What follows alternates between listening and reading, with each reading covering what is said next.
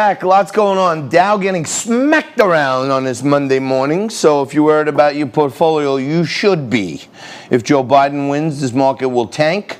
I was on this Saturday on Newsmax TV with my good buddy Tom Basile. And Tom Basile is on America Right Now on Saturdays. I was on Newsmax there on Saturday talking about the Dow crossing 30,000. And I was with Heather Zamaraga. She's a great financial analyst. And we had a little differing opinions. My opinion is this. You've got some great gains in your portfolio right now. We're at all-time highs. You couldn't be doing better than this. So with all the uncertainty and what's going to happen with the election, if Trump loses, the market tanks. If it's certified, the electors, he's inaugurated, the market tanks to the tune of a few thousand points. I promise you that. I don't guarantee anything. I'm not a financial advisor. I don't play one on TV. I'm just telling you, 30 years of experience tells me taxes are going up. We're getting back into crazy trade deals with China. We're getting back into the Paris Climate Accord. We're getting into all kinds of crazy socialist spending, and this market is going to tank. All the companies that brought all this money, they repatriated this money from offshore because of Trump's new corporate tax rate of 21%.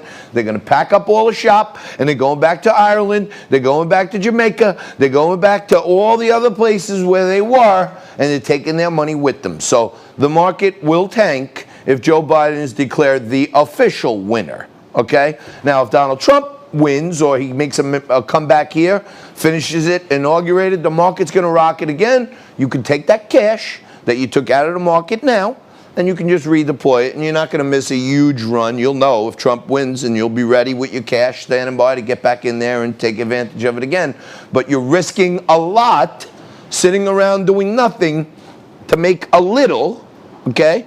And if you take your cash, take it out of the market, figure out what smartly what you need to do to prepare for your taxes, whatever your profits you take right now, you'd have to pay for in April of 2021. So, be careful there.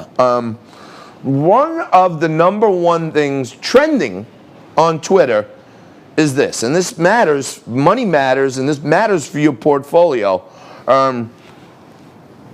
Biden cheated is now the number one trend in the United States. When was that, Mike? Last night? This morning? This was over the weekend, yeah. So over the weekend, the number one thing trending on Twitter was Biden cheated. Now you say, all right, well, that's one thing, JT, all right, blah, blah, blah. Now all of a sudden, the number one trending thing on Twitter is gone.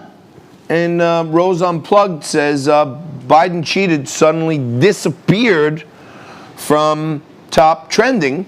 But Biden cheats is now moving up the trend list. Let's keep it going. So, trending on Twitter is a weird thing. Like, everybody wants to be trending. Everybody wants to be trendy and cool and all that other stuff. But if you're trending on Twitter, that means the majority of the people on Twitter are kind of thinking about you or your hashtag or your post or something like that. If you're trending, you're up there. It's like everybody's thinking the same thing.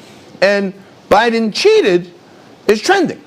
Okay? Now, I've been reading a lot of news over the weekend, a lot of stuff. And I do want to point out that Sidney Powell, a couple of weeks ago, a week ago, it was announced that Sidney Powell was separating from the Trump legal team, and she was pursuing another path that was criminal and civil, okay? Her lawsuit has been filed in Georgia.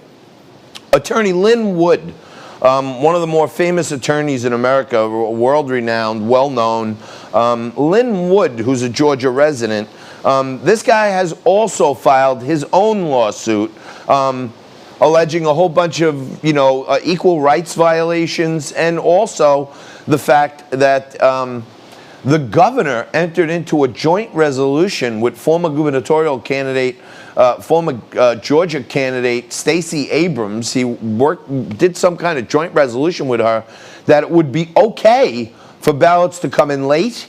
It would be okay for ballots to come in unsigned. It would be okay for ballots to come in with no time stamp on them. It would be okay if they had no stamp on them. So basically they agreed that any vote counts. It's like, hashtag all votes count. whether or not they came in with any identifying marks on them. So you start wondering, well, why did the governor of Georgia agree with a progressive failed candidate like Stacey Abrams to open up this Pandora's box of potential fraud by allowing mail-in ballots to come in with no signature, no date, no stamp, no envelope? Why would they do that? And at the same time, why did the governor of Georgia, Kemp, and the Secretary of State, Rassenberger, two Republicans, why did they do a last-minute dash for cash to force the Dominion voting machines into the state of Georgia? A lot of questions to be answered. Sidney Powell and Lynn Wood are both alleging that there may have been some more sinister behavior behind that. Maybe that, in fact, Governor Kemp or some members of his family may have received some goodies from their friends at Dominion. I don't know, but we'll keep a close eye on that. So let me just bring you up to speed. I personally think that we have a great argument in Pennsylvania. I think that's going to go to the Supreme Court. And I think the legislature in Pennsylvania is going to be a bunch of brave patriots. They're going to stand up and say this election stinks, and we're taking the Senate and the House in our state, and we're appointing our own electors. They're going down to Washington to the Electoral College, and they're voting for Donald Trump. Now, I heard Reince Priebus, former chief of staff to Donald Trump, well-known Republican, okay? He's from Wisconsin. Heard him on with John Catsimatidis yesterday on the Cats Round Table, heard on 77 WABC Radio. And Reince Priebus laid out a wonderfully clear and concise case why he thinks Wisconsin is the easiest state to overturn, because there were basically a Chinese buffet of things wrong with the way they unconstitutionally overruled the legislatures in the state of Wisconsin. So we'll stay tuned on Wisconsin. Michigan, crazy things happening. You know, we had Patrick Byrne on a couple of weeks ago. He's all over the news now. He broke his first news with us right here on Stop the Steal TV. He showed us these charts from Michigan, where in Detroit and 3 other targeted precincts and counties, more votes came in from 3 a.m. till 7 a.m. than the machines in those polling places could possibly process. So we got these dumps. We got Joe. Do you know Joe Biden trailed Barack Obama on the African American vote and the Latino vote and all the inner cities in 80% of the counties in America, okay?